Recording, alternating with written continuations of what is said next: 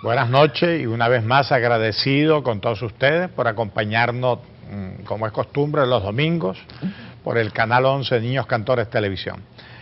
Bueno, el programa tiene un concepto, o quisiera desarrollar un concepto, que es un poco servir de comunicación, de diálogo, de expresión a lo que podemos denominar en sentido amplio sociedad civil, es decir, cualquier ciudadano que tiene responsabilidad, ama de casa, trabajador, profesional, etcétera, que incluye inclusive los políticos y a los empresarios, o sea, para que nos oigamos. Yo creo que en Venezuela es muy importante retomar esa capacidad de oírse y tratar de entenderse, no seguir descalificándonos, las posiciones extremas no le convienen a nadie, perfectamente podemos respetarnos nuestras diferencias.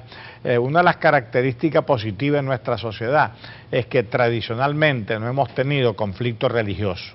Ustedes saben que hay países que se matan y se mataron por creencias religiosas, ¿no? Hay países, no tenemos problemas raciales, o sea, no hay prejuicio, mucho menos violencia por problemas raciales. En general el venezolano es un pueblo pacífico, convivencial. La prosperidad petrolera evidentemente nos dio un piso económico y social para la convivencia, el acuerdo político, y yo creo que eso es lo que está planteado realmente en este momento, un acuerdo político de gobierno y gobernabilidad dentro de las reglas democráticas y con el respeto absoluto a los derechos humanos. Hoy en día el gobierno es muy fácil, es muy sencillo evaluar un gobierno. Se reduce básicamente a dos criterios. Un gobierno es bueno cuando respeta los derechos humanos, de verdad, no de mentira, no de palabra. Y un gobierno es bueno cuando trae prosperidad a la gente, cuando pone a funcionar la economía y todo el mundo recibe un beneficio lícito, legítimo, ¿no? Así que de tal manera que eso de las ideologías, la discusión y tal, eso a la larga es una gran tontería y un desperdicio de tiempo, porque repito, hoy en día el gobierno no es otra cosa sino prosperidad, convivencia y respeto a los derechos humanos, y lógicamente en democracia. Hoy tenemos una invitada particularmente querida por mí, Carol Camacho.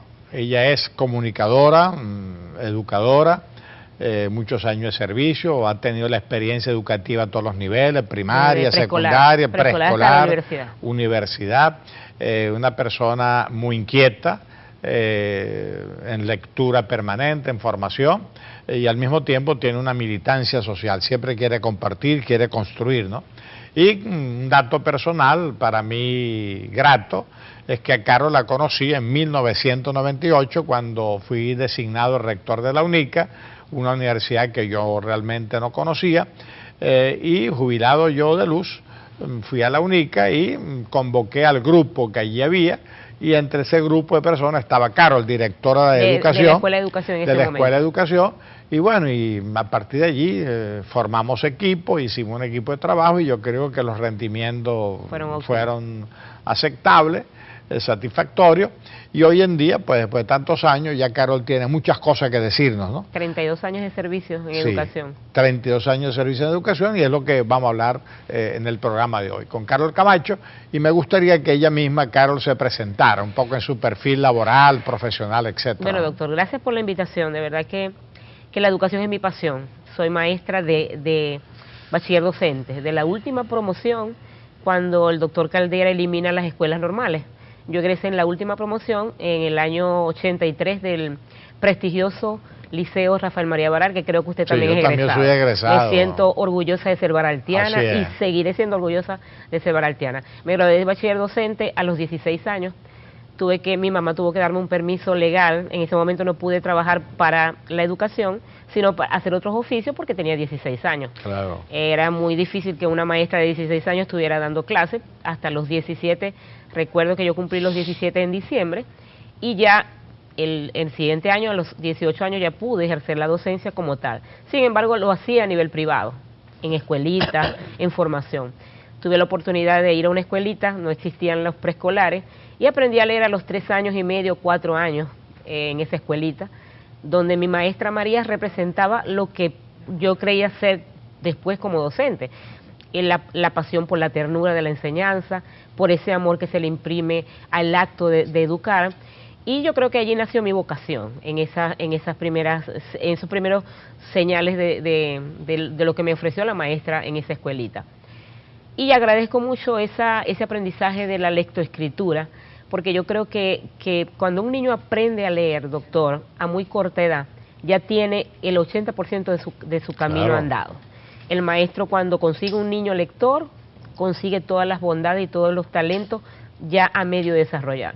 Por eso que creo que hay que volver también a la lectoescritura, que los maestros tienen que centrarse en la lectoescritura y formar ese niño que va a una escuela, yo creo que para 3 objetivos. Como maestra siempre decía, mis niños vienen a mi salón de clase a aprender, a jugar y a ser feliz. Eran mis 3 elementos de convicciones. Y yo creo que, bueno, siendo maestra de escuela rural, comencé en la escuela Doctor Pedro Luengo, en Santa Cruz de Mara. Ahí estuve los 8 primeros años de mi formación, y creo que son mis años donde esa convicción y esa vocación del docente creo que fue determinante. Luego también tuve la oportunidad de trabajar con el padre Márquez en su grandiosa obra de Villa Feliz. Allí no solamente trabajé como docente de aula, también fui directora, y también fui madre, lo que llamábamos a los niños de la calle que venían huérfanos, también fui como madre protectora. Y en esa dualidad me manejé durante mis últimos años de la escuela docente en aula, porque después pasé a cargo. Me encantó esos 3 objetivos, ¿no? Aprender, jugar y ser feliz. Es lo que realmente hay que tratar de lograr en el niño. Estamos conversando con Carol Camacho, regresamos en el próximo segmento. Seguimos en La Gente Quiere Saber con Carol Camacho. Carol nos estaba hablando, egresada del Baral, mi liceo, el liceo de muchos, un liceo muy prestigioso. Nos contaba su vocación, su experiencia, cómo la marca una maestra María, después el trabajo con los niños, y llega a una conclusión muy sabia, que eso está convalidado hoy en día con todas las grandes escuelas educativas, ¿no? O sea que el niño tiene que ir a la escuela, no a una tortura china, ni a obligarlo a nada, sino simplemente estimular en él de manera natural su tendencia al aprendizaje, porque de manera natural un niño quiere aprender o puede aprender y debe aprender. En segundo lugar, jugar, la ludopatía, o sea, realmente el juego en el sentido de la infancia fundamental.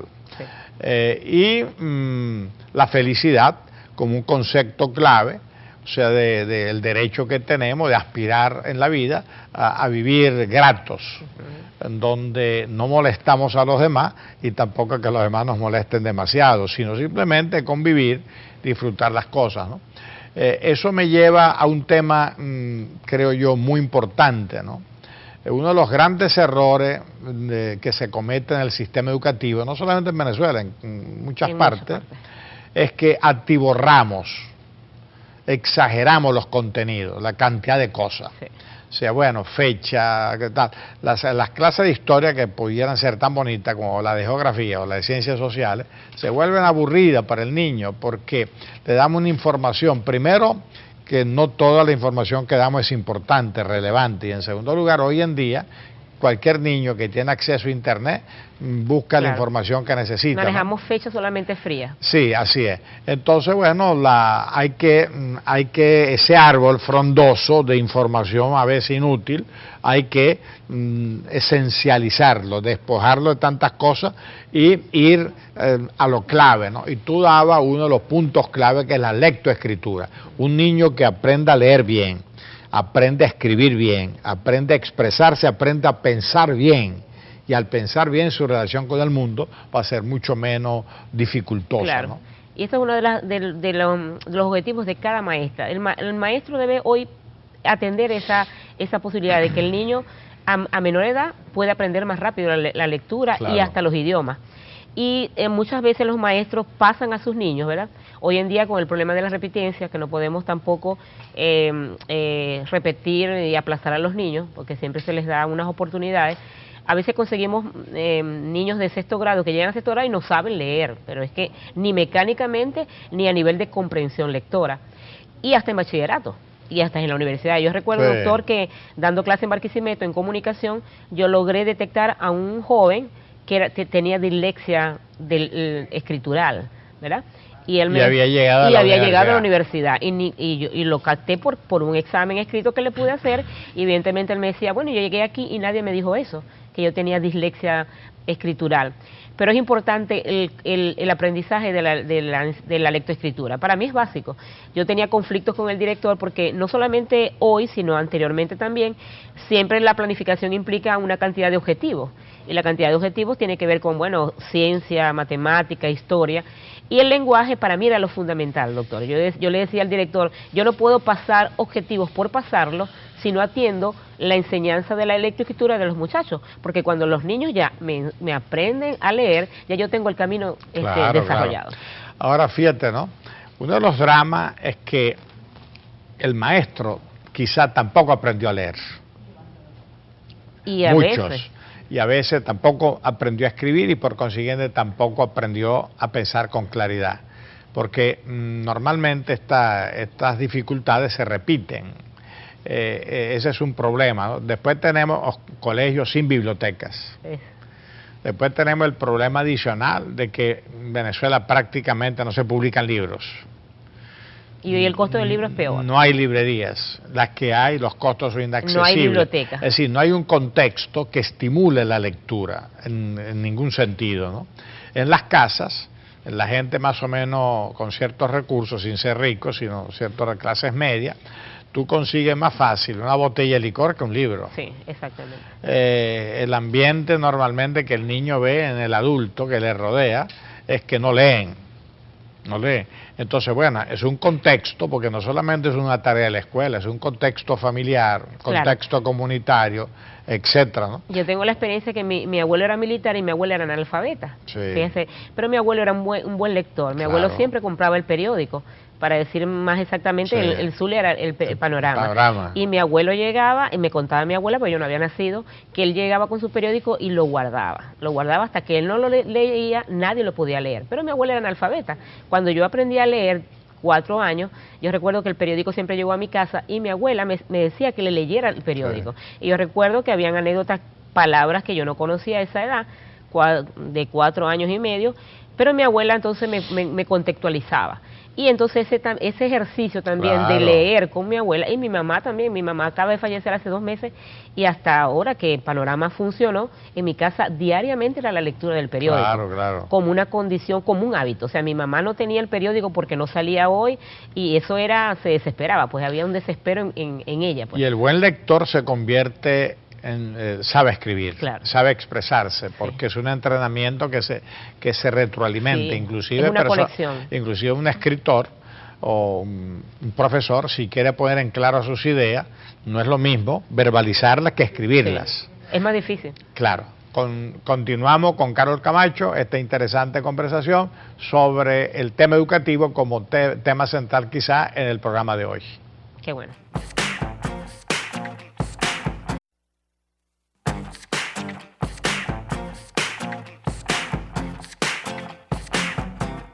Bueno, continuamos con Carol Camacho. Hablábamos de la lectoescritura, la importancia que esto tiene, las dificultades del contexto familiar, social, etcétera, para ayudar a difundir este entrenamiento, esta necesidad. Y decíamos que realmente el niño tiene que ir a la escuela a ser feliz, a jugar, a aprender, ¿no? Y también hablábamos de que se exageran los contenidos. Sí. Yo creo que hay que ir a lo esencial, a las áreas que realmente son formativas, porque hay una diferencia entre la instrucción y la educación.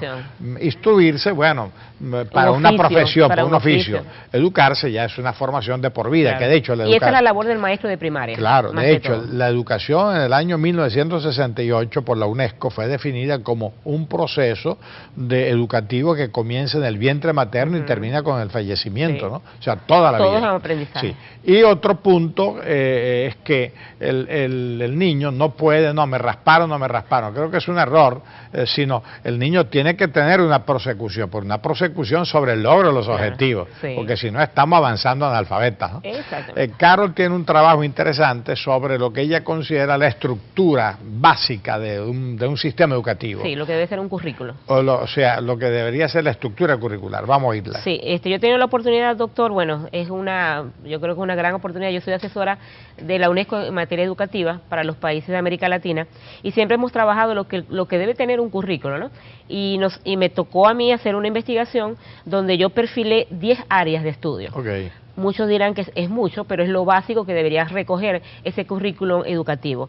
La primera área, ecología. ¿Por qué ecología, doctor? Porque el ambiente está siendo cada día más destruido. Nuestro planeta cada día está siendo más destruido por la inconsciencia del mismo hombre. Lo que estamos viviendo, hoy en día el Polo Norte se está... sí, hay un calentamiento global, lo de la Amazonía y los polos se están derritiendo, sí, etcétera, ¿no? Pero es por desconocimiento y también porque no hay valoración del niño hacia su entorno. Que por cierto, planetario. el único glaciar venezolano en el Pico Bolívar se redujo, era casi 10 kilómetros de diámetro, está reducido a metros. Claro.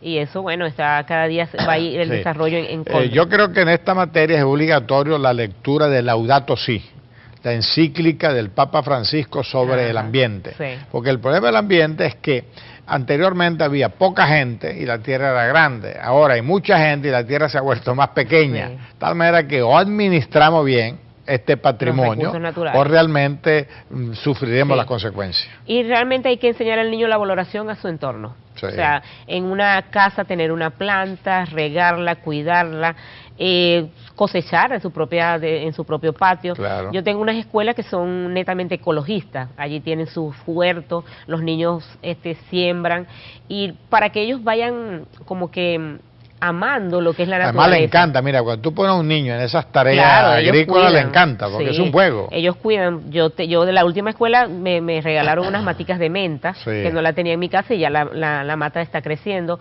orégano, tenemos la posibilidad de eso, pero es el contacto de ese niño con esa naturaleza.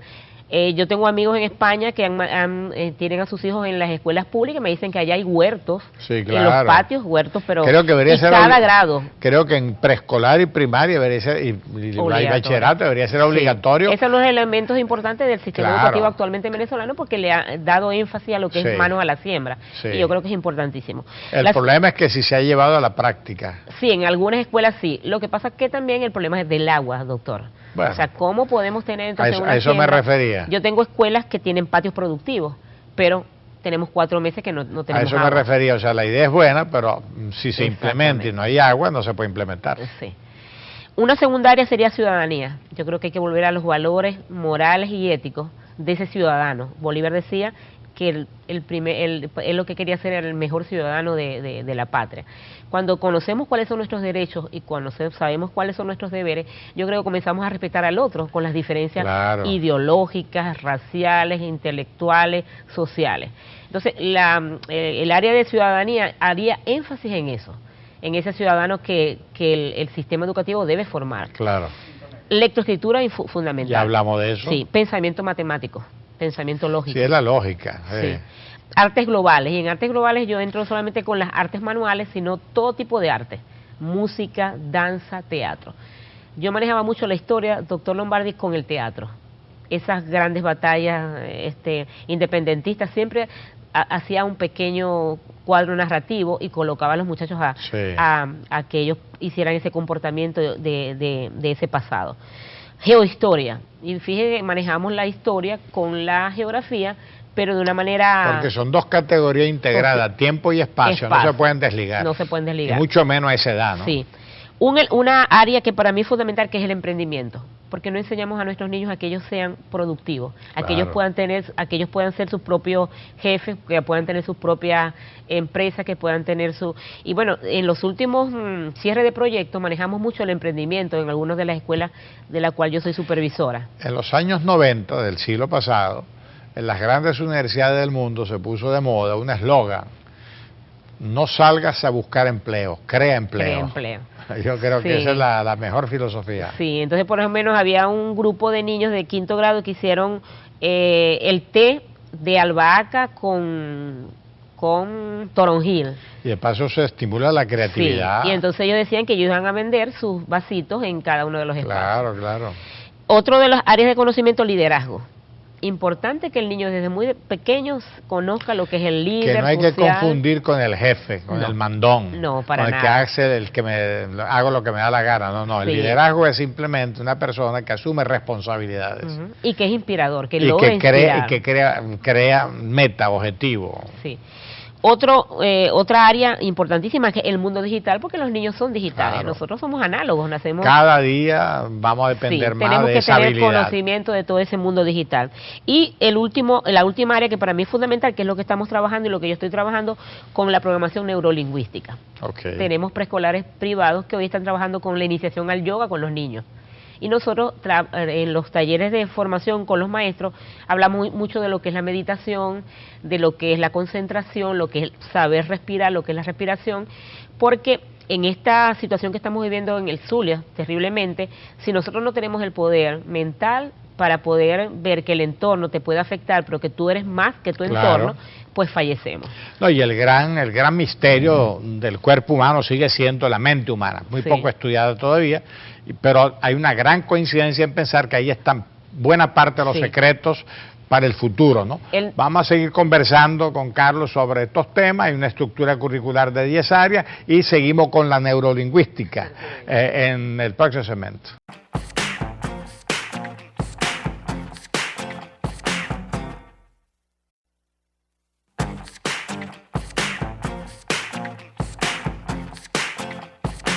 Bueno, con Carol, ella tiene una visión, a mi juicio, bastante moderna, dinámica, pertinente, de una estructura curricular. Ya hablamos de 10 áreas, estamos hablando de la última. Programación neurolingüística. Ajá, programación neurolingüística. ¿Qué es eso? Bueno, nosotros creemos que hay que trabajar con el poder de la mente. Que el docente, hablo del docente porque yo creo que el centro de la educación, si yo tengo un docente equilibrado, sereno, maduro, centrado, podemos tener el ejercicio de la docencia con el perfil de lo que llamamos la excelencia. Hay una frase que se le atribuye a Confucio. Decía, el que no puede gobernar su vida no puede gobernar la de los demás. Exactamente. El Dalai Lama dice que el estado natural del hombre es la amabilidad. Sí. Entonces, hoy con la situación que vivimos también, estamos viviendo contra natura. Salimos a la calle y conseguimos personas irascibles, agresivas, ansiosas, quizás desganadas, con desánimo, y lo que buscamos es que ese maestro sea conocedor de su propio talento y del poder que pueda tener, porque necesitamos ese maestro con entusiasmo.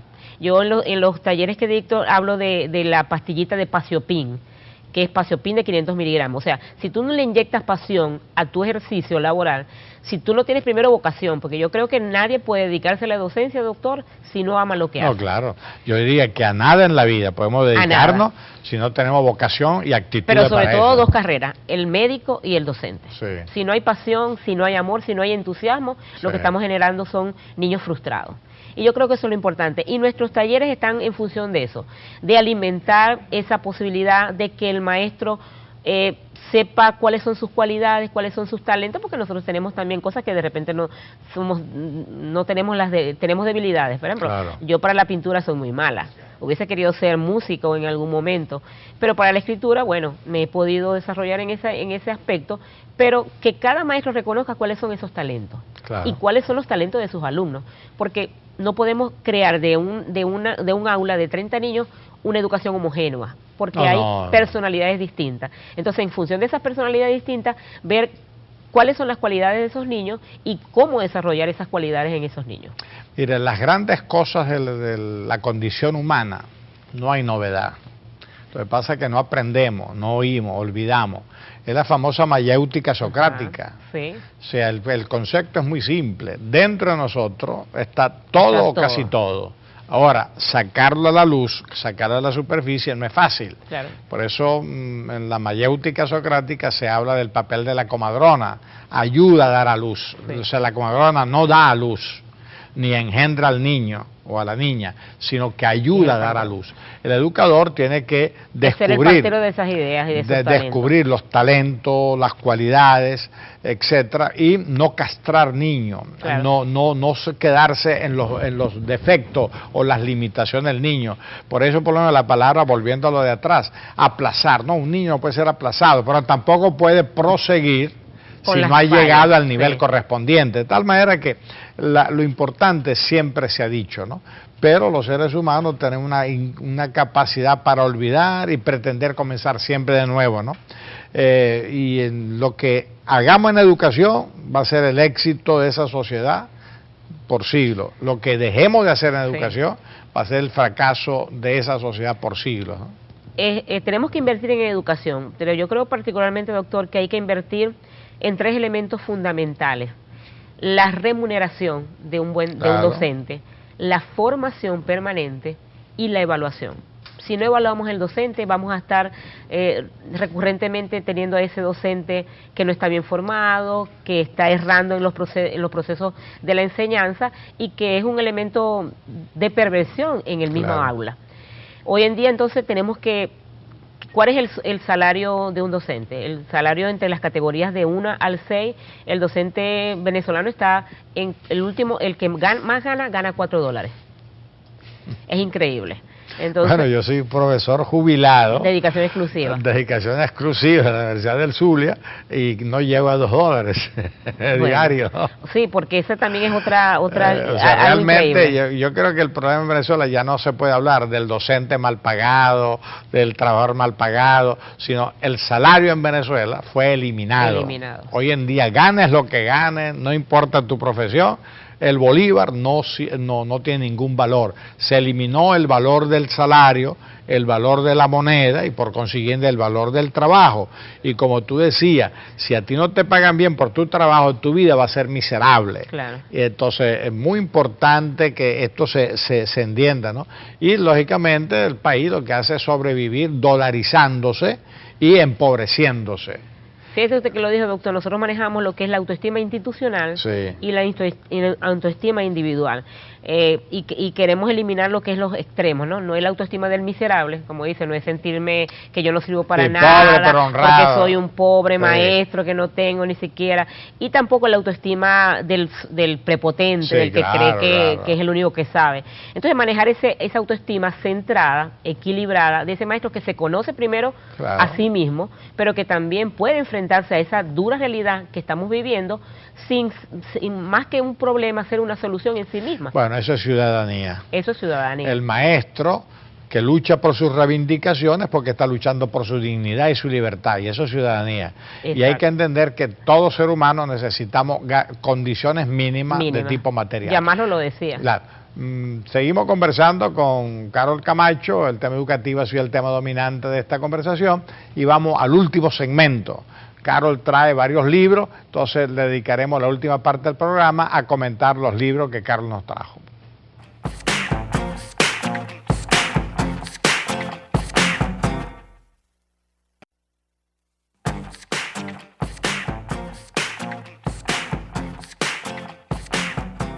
Bueno, un programa que ha sido ágil, interesante a mi juicio por el tema que hemos tratado. Bueno, Carol trae unos libros, va a comentarlos. Sí, algunos. Traigo un libro que para mí fue importante cuando estaba estudiando para maestra.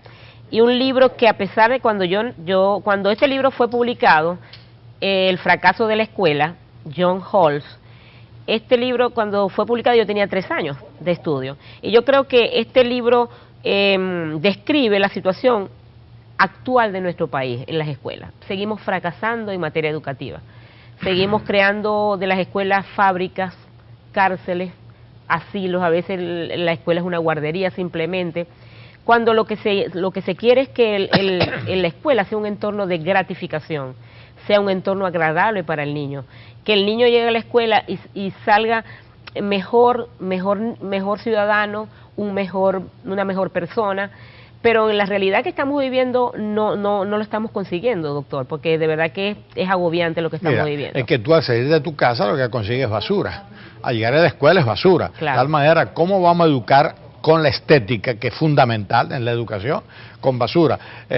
Aquí cerca, en Cañada Honda, hay un colegio que tiene un mural precario ambientalista, frente a la cañada abandonada, llena de basura, y frente a una placita abandonada y un colegio abandonado, claro. Por favor, ¿no? Sí, y la estética también tiene que ver con el amor que le coloque el maestro. Claro. Hay docentes que uno entra al salón de clase y se ve que es un salón amado por el docente, claro, y por sus estudiantes. No importa la modestia. No importa la pobreza, sino claro, que todo esté ordenado, que el niño tenga sus cuadros, que tenga su cartelera, porque hay que ponerle amor a ese entorno. Así es. Entonces, el fracaso de la educación tiene que ver también con ese fracaso del docente, si no está comprometido con su accionar docente y con su pedagogía. Y traigo también un libro que llegó a mis manos hace 2 años y en el cual he ido trabajando, que es Eduardo Punset, que es un divulgador científico que acaba de morir, español, es el conocido, el conductor del programa Redes en España, que él trabaja con el viaje al poder de la mente. También estoy trabajando con el psicólogo Rafael Santandreu, quien tiene 2 libros, uno que es Ser feliz en Alaska, y también tiene un libro que se llama Las gafas de la felicidad. Él dice, si yo salgo de mi casa con rabia, con ira, con agotamiento, yo lo que voy a ver a todo a mi alrededor es la misma situación. Claro. Entonces yo tengo que salir con un estado anímico, ¿verdad?, que es el poder de la mente quien lo permite, y decir, bueno, estoy acá, hay problemas en mi entorno, pero hay que ser superable, porque el niño que viene al aula de clase también es un niño agotado, es un niño que de repente no durmió porque no tenía luz, viene de, como decía mi abuela, carretear aguas, bidones de agua, y está cansado y se duerme en el salón de clase. ¿Qué tiene que hacer un maestro? Enfrentarse a esto. Nuestros maestros tienen que ser resilientes, doctor Lombardi. Yo los llamo los héroes sin capa. Si un maestro no se sobrepone, no se supera todas estas circunstancias, él va a morir. Claro, va a morir. Sí. Y evidentemente va a seguir contaminando el ánimo, el desánimo de los niños, y por eso es que es nuestra labor. Claro. Crear un maestro nuevo que esté centrado, que tenga dominio de su poder mental y que pueda hacer de las escuelas realmente un entorno donde el niño... Un sitio de crecimiento. Un sitio de crecimiento y de formación espiritual, porque sí, estamos hablando hasta de la inteligencia espiritual. Bueno, yo creo que esa es la conclusión. O sea, realmente no podemos amargarnos, pero no amargarle la vida a los demás.